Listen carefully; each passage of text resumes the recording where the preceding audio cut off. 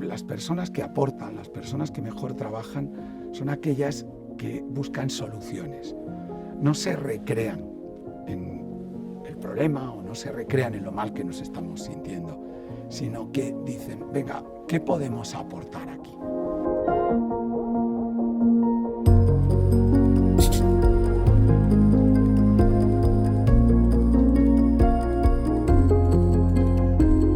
Seguramente os han preguntado muchas veces por qué sois voluntarios, qué es lo que os motiva a ello.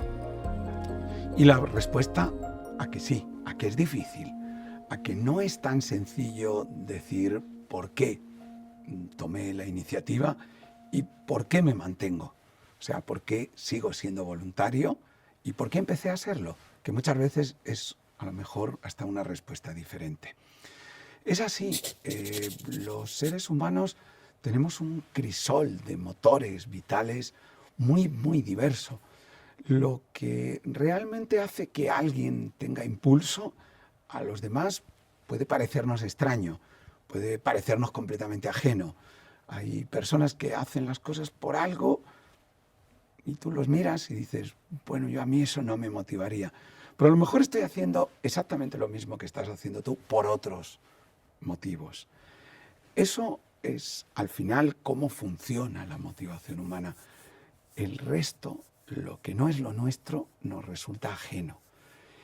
Y eso es quizás una de las cosas que probablemente estéis aprendiendo como voluntarios, como voluntarias de CaixaBank, que tener al lado personas que tienen motores vitales diferentes es una forma de abrirte a la diferencia humana.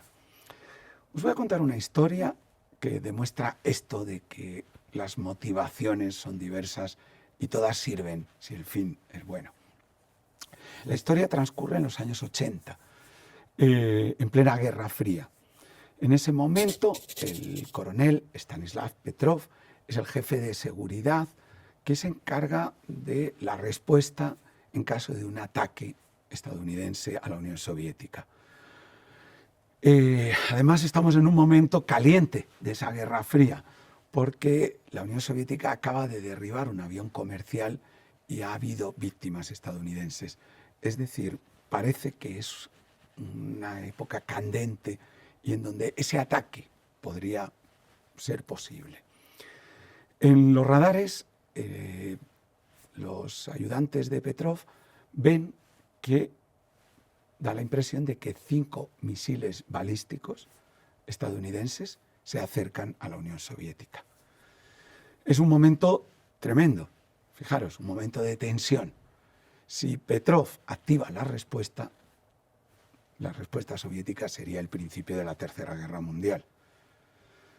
Él decide no hacerlo, toma la responsabilidad y por circunstancias que él cree entrever, por ejemplo, que sería un ataque muy poco contundente por parte de Estados Unidos, que parece que el radar estaba dando fallos.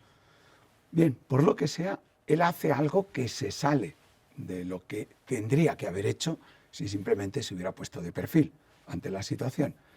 Y es que ordena que no se dé esa respuesta y eso es lo que sucede. Finalmente se ha sabido que este problema, que se denominó el incidente del equinoccio de otoño, se debió a justamente que durante esa época del año los satélites artificiales tuvieron fallos que les llevaron a dar esa visión en el radar. Efectivamente, Petrov tenía razón, pero eso le costó el ser degradado, eso le costó el que los superiores dejaran de hablarle, acabó en un cargo en oficinas y durante los 15, 20 siguientes años nadie le dio las gracias por haber evitado la Tercera Guerra Mundial. Cuando se empezó a saber de este incidente, después de que la Unión Soviética volviera a ser Rusia, también en su país le empezaron a hacer homenajes. La ONU hizo también un acto muy bonito para recordar lo que había hecho Petrov. Y ahí su mujer se enteró de lo que había hecho, porque él no consideró importante contárselo hasta entonces.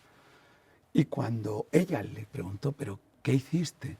Él dijo, nada, lo que era mi deber. Y ya. Eso es lo que llamamos motivación de responsabilidad. Algunas personas son incapaces de hacer algo que no es su deber. Y eso lleva a veces, como podéis ver con Petrov, a cosas buenas.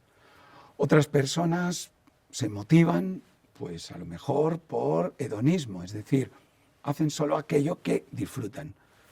Hay quien su mayor motivación es la exploración, buscan mundos nuevos, buscan visiones diferentes de la vida. Hay quien se motiva por altruismo, hay quien se motiva por poder. La cuestión es que todo eso confluye en el voluntariado. Es decir, cualquiera de esas motivaciones os pueden llevar a tener gente alrededor con la que estáis colaborando en equipo. Y eso para mí ha sido uno de los grandes descubrimientos de mi labor de voluntariado y creo que vosotros estáis también en ello, ¿verdad? Es esa idea de que ese crisol de motivaciones nos puede hacer crear sinergias para el trabajo en equipo. Que entender que lo que yo busco en mis compañeros es complementariedad, no similitud. Es decir, no tienen que ser iguales a mí. Al revés, probablemente es mejor que aporten en aquello que a mí se me da peor. Y para eso probablemente tengan que tener motivaciones diferentes que las mías. El entender esa diferencia es lo que lleva muchísimo al trabajo en equipo. Y ese trabajo en equipo que yo creo que estáis fortaleciendo desde ya, porque las situaciones de tensión que se viven como voluntarios, las situaciones de necesidad de ayuda ya por parte del otro, de que aquí lo importante es echar una mano lo antes posible, yo creo que ponen en juego esas habilidades que vosotros estáis aprendiendo además para vuestra vida diaria y laboral. ¿En qué consisten esas habilidades de trabajo en equipo? Pues, no sé, os voy a citar algunas de las cosas que yo he ido viendo en las personas que mejor funcionan en ese sentido. La primera es ser capaces de entender el nosotros. Las personas que mejor trabajan en grupo, que más aceptan el compañerismo, son aquellas que hablan desde el nosotros cuando están trabajando, que no hablan desde el yo. Por ejemplo, no es lo mismo afrontar una crítica para un grupo cuando yo digo, oye, creo que podríamos intentar responder mejor a este tipo de situaciones, que si yo digo, oye, tú siempre estás muy lento cuando hacemos estas cosas. Fijaros cómo el nosotros cambia todo, pero al final es que eso es una percepción del mundo. En una cultura como la nuestra, individualista, nos cuesta trabajar en equipo porque nos cuesta ir a nosotros. Y eso es una de las cosas que estáis poniendo en juego, seguramente como voluntarios. O sea, os estáis dando cuenta de que o entráis dentro del grupo o si no las cosas no funcionan. Otra característica que para mí es importante en el trabajo en equipo es ver los conflictos hacia adelante, nunca hacia atrás. Los grupos no funcionan bien cuando nos estamos echando la culpa continuamente de lo que han hecho otras personas, cuando estamos buscando el histórico, cuando estamos tratando de ver por qué hemos llegado hasta aquí, quién fue el primero que inició lo que sea. Fijaros que, si lo pensáis, la resolución de conflictos en equipos siempre funciona hacia adelante, nunca hacia atrás. Los seres humanos es muy difícil que nos pongamos de acuerdo en quién tuvo la culpa de esto que está ocurriendo dentro, por ejemplo, de un equipo. Sin embargo, somos bastante buenos llegando a una posible negociación sobre cómo podemos hacerlo a partir de ahora. No es lo mismo tratar de ver por qué yo estoy continuamente haciendo cajas, que es algo que no me gusta, y por qué me toca siempre a mí. No, pero esto lo inició fulanito, ¿por qué tal? No, y cuando tú, es que tú te escaqueaste, porque... Sin embargo, es fácil decir, venga, a partir de la semana que viene lo hacemos un día cada uno. Eso es resolver los conflictos hacia adelante. Y esto yo lo he vivido continuamente en el voluntariado. ¿Por qué? Porque ese sufrimiento del otro nos lleva a esa necesidad de dar respuesta ya. Y eso hace que no seamos tan proclives al histórico, ¿no? A esto empezó porque, sino, venga, vale, pero ¿qué hacemos ahora? Y eso enlaza además con, para mí, la mayor característica del trabajo en equipo, que es el que las personas que aportan, las personas que mejor trabajan, son aquellas que buscan soluciones. No se recrean en el problema o no se recrean en lo mal que nos estamos sintiendo, sino que dicen, venga, ¿qué podemos aportar aquí? Esa necesidad de aprender a trabajar en equipo aportando, yo creo que sería al final la gran labor del voluntariado en este sentido. Las situaciones duras que están viviendo las personas a las que ayudamos nos llaman muchísimo a decir, tengo que salirme de mí mismo, tengo que ser capaz de ser parte del mundo, porque es la única forma de echar una mano.